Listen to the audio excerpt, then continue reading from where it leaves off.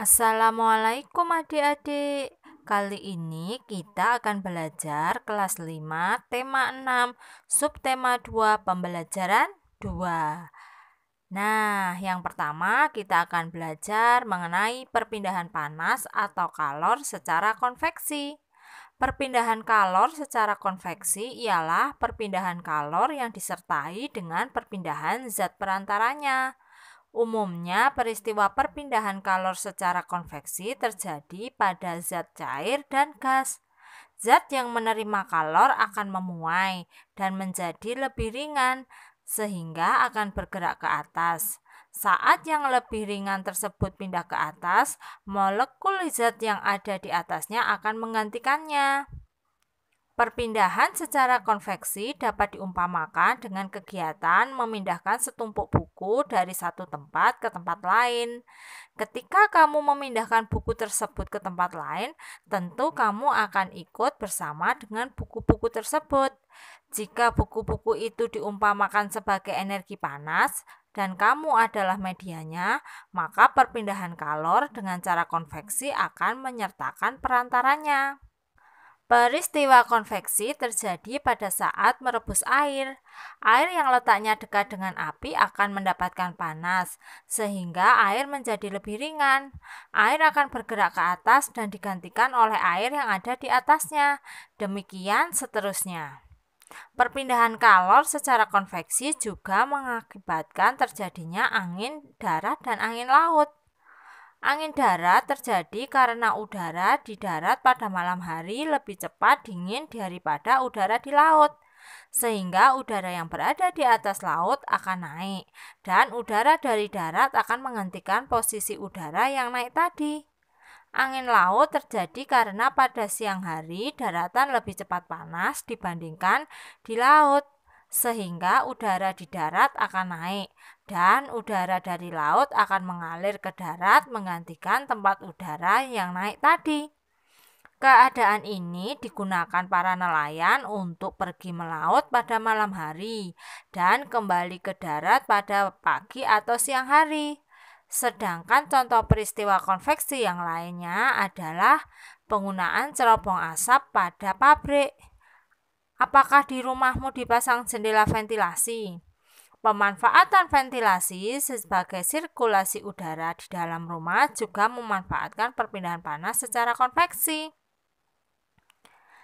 Sekarang ayo kita menulis.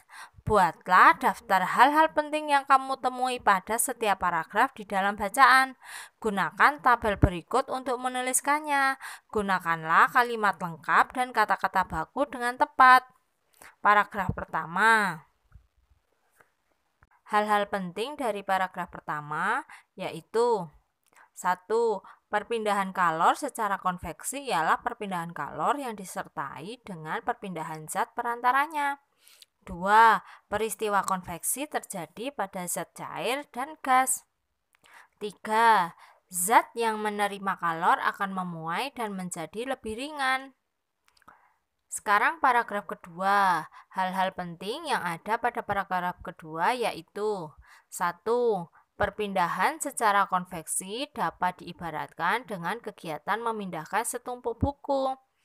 2. Ketika memindahkan buku, kamu akan ikut bersama dengan buku-buku tersebut. 3. Perpindahan kalor dengan cara konveksi akan menyertakan perantaranya. Sekarang paragraf ketiga. Hal-hal penting yang ada pada paragraf ketiga yaitu 1. Peristiwa konveksi terjadi pada saat merebus air. Yang kedua, air yang letaknya dekat dengan api akan mendapat panas dan bergerak ke atas. Nah, sekarang paragraf keempat, kalian kerjakan sendiri ya, kalian coba. Berdasarkan bacaan di atas, buatlah sebuah diagram yang menjelaskan pemahamanmu tentang konsep perpindahan panas secara konveksi sesuai pemahamanmu. Beberapa kata bantu telah dituliskan untuk mempermudah kamu menuliskan kata-kata atau kalimat penting yang mewakili setiap paragraf. Lakukanlah kegiatan ini bersama dengan teman atau keluargamu. Bu Anis beri contoh ya.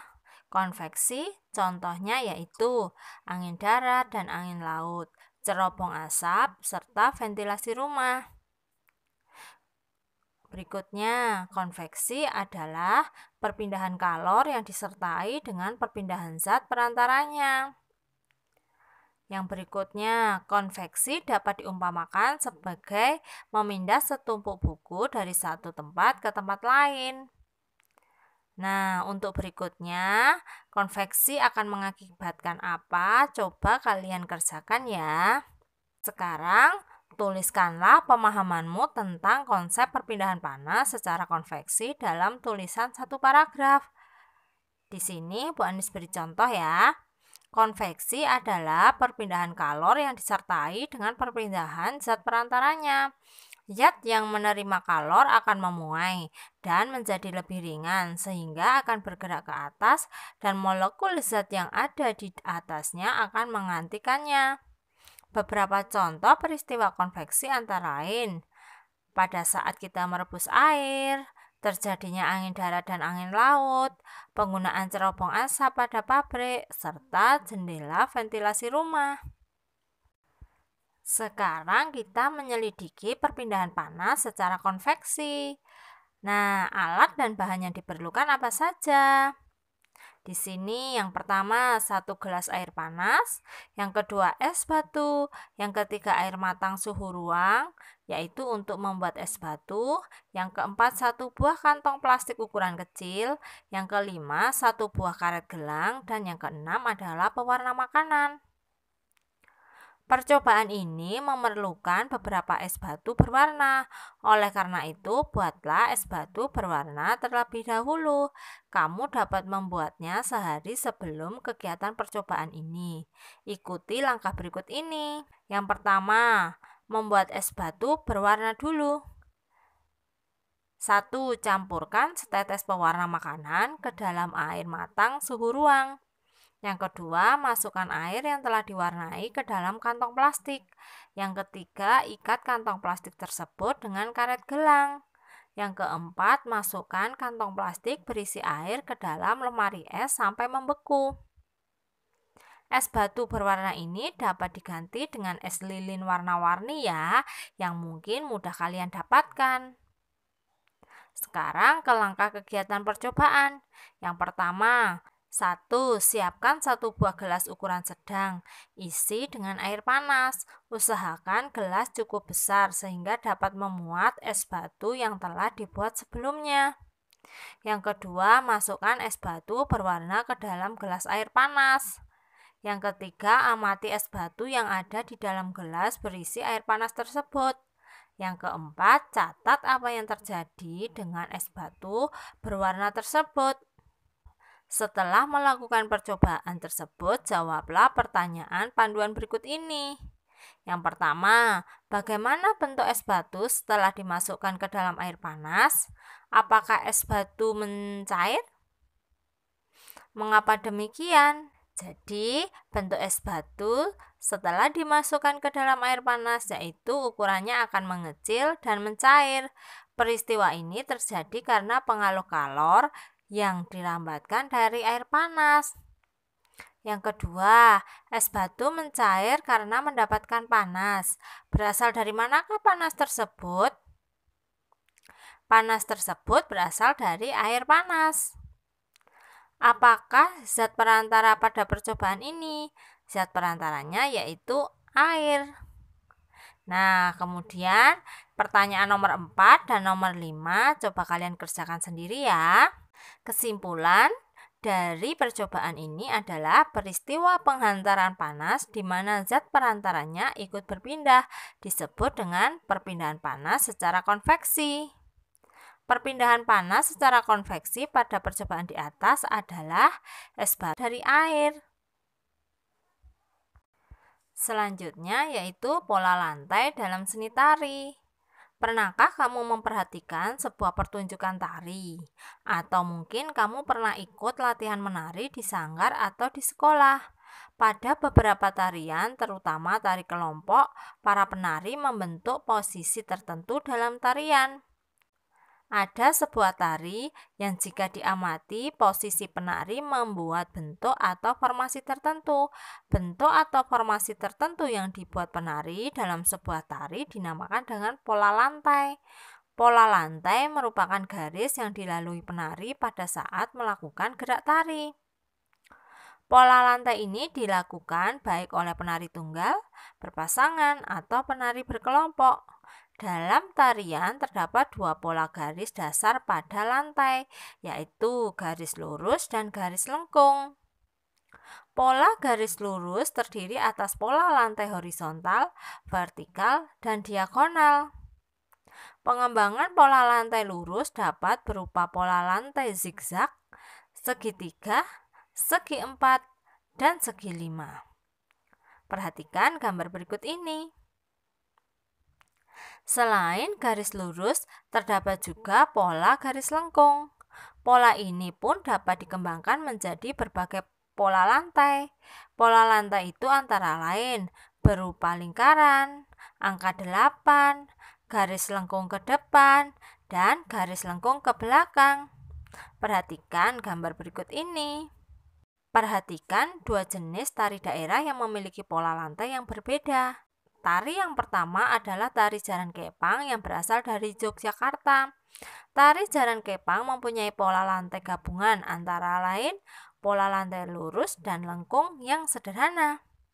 Pola lantai yang digunakan pada tari ini adalah pola lingkar, garis lurus ke depan, dan garis horizontal. Pola lantai pada tari jaran kepang tidak memiliki makna tertentu.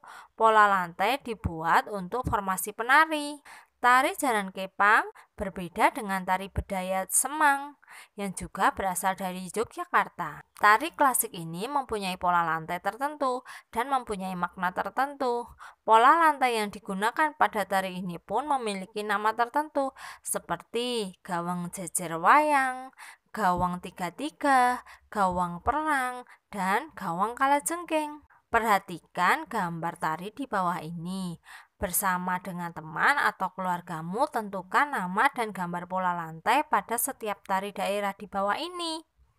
Lalu pilihlah salah satu tari daerah tersebut bersama dengan teman atau keluargamu, peragakanlah pola lantai yang dilakukan oleh penari pada tari tersebut.